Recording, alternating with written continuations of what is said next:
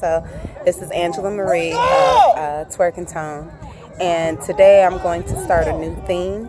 This is called the Melanin Report, and the Melanin Report will give news that I believe to be insightful for others to be aware of by way of conversation or maybe even introduction to the subject as a whole. First, I want to talk about the Kaepernick situation, and please excuse me if I butchered the name. I don't do anything with, I don't do much with TV, so I oftentimes am left out when it comes to trendy subject matters, but this is a subject matter that continues to populate on my Instagram feed, and is actually a subject that I can really relate to, so I wanted to give some insight on it. I am from Chicago. My mom was born on the west side, so when she had us, she thought it would be a better idea if we were in a more sheltered area, a more sheltered community. So I grew up about 3 miles from Wrigley Field. My mama grew up on the west side of Chicago, so you got the west side and the south side of Chicago that's known as like Chirac, and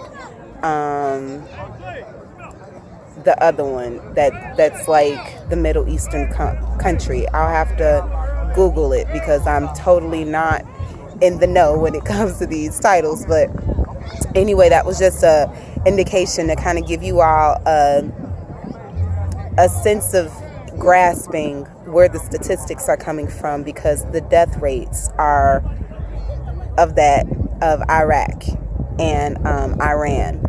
So that's why that city has, those parts of the city have those nicknames. That's where the melanated people live. And being born in that environment and being aware of not just the politics within the city, period, but more specifically being made aware of subjects that were presented in a scary way to me.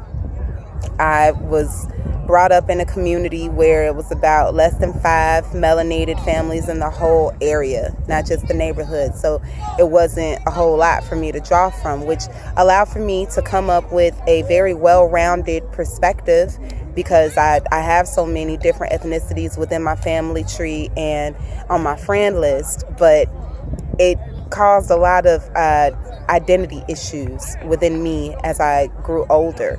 So, of course, being in those areas, I am deemed to have received a better education than that of my cousins, who did grow up on the west side mostly, but I got some cousins on the south side too, and I've been afforded more opportunities. However, the last 2 years of high school, I was put in a melanated environment for the first time in my life, and it was a huge culture shock.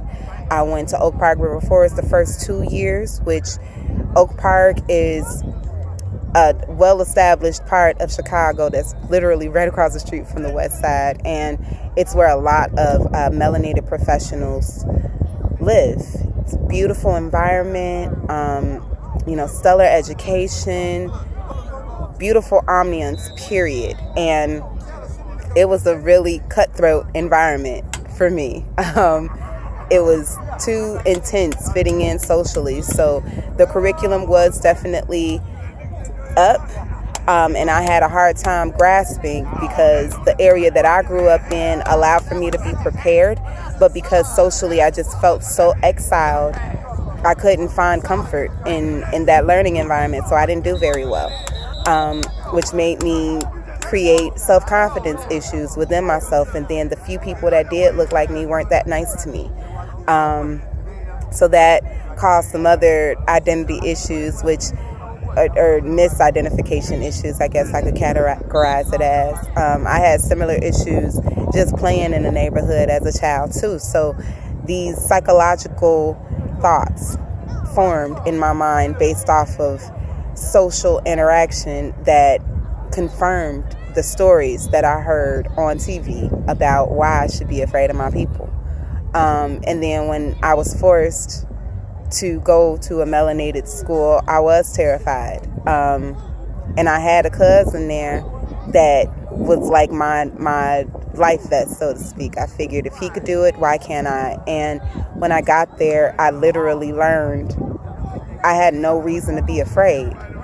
the same opportunities that were afforded to me in the suburban environment were available to me for free in this melanated environment, and all I had to do was keep my grades up.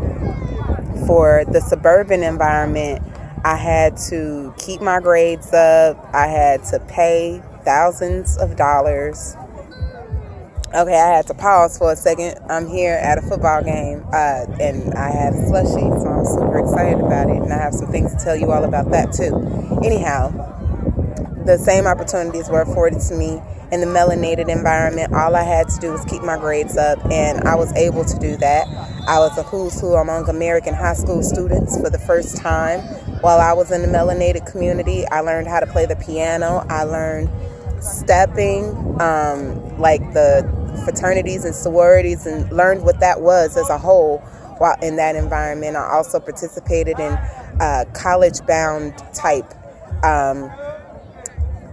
like organizations, and I wasn't given college credit, but I had a lot of college experience that I treasure to this day. So it allowed for me to open up my mind to the possibility that maybe everything I was hearing in the media and in school wasn't exactly true when it came to the people that look like me, even if they weren't being nice to me. I later learned as an adult that the law of attraction is what allows for us to have our experiences the way that we have them. So if I have fearful thoughts about people that look like me, and then I tiptoe my way into their environment, because it is where my family stayed. Grandma always stayed on the west side while we was in the city.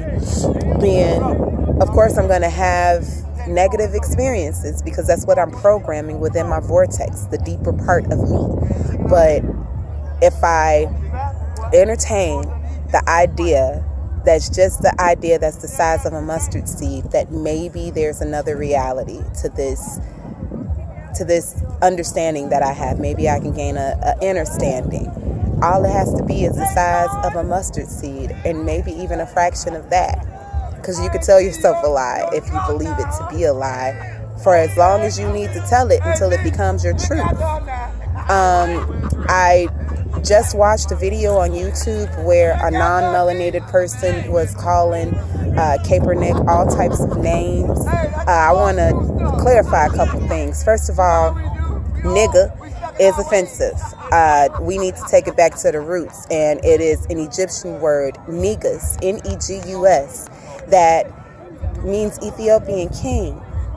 So it's a form of royalty when we express it properly. And you know, us niggas here, we always getting shit fucked up. So excuse my language right quick, but I need to program a couple things up in a few people's head. Do not call me a nigga, because I am in fact royalty, and so are those that look like me.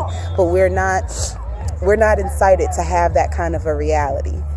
Which is why videos like this exist. Do not call us outside of our name. If you desire to call us something that begins with an N, do your research and figure out who you're speaking with, because we're all kings and queens. Now, in regards to people feeling like, oh, you guys are killing each other, so why should it matter that somebody else is kind of helping you out on the job? It's a great idea to get into the psychology of anything that is done, and psychology is actually what my educational background is in addition to paralegal studies. So I have very insightful, interesting perspectives to bring, and I have an interesting way of referencing my perspective. So let's just start with the Negus factor right there. And then